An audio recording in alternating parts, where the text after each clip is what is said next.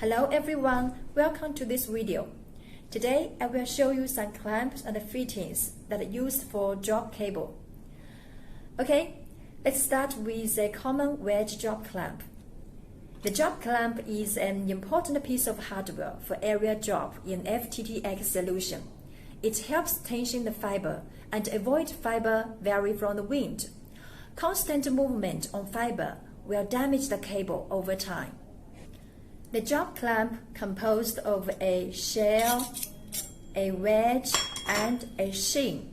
It is made of stainless steel, and the wire bell allows installation on various fittings. Now I will demonstrate the steps of installation.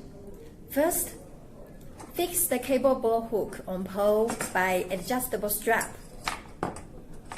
Place drop cable into shell. Place sheen over the drop cable. And then put the wedge into the shell.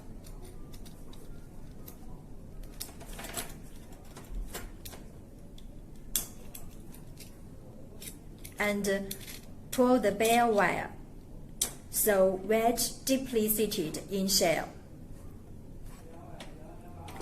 The last step is hang the drop cable on the cable ball hook.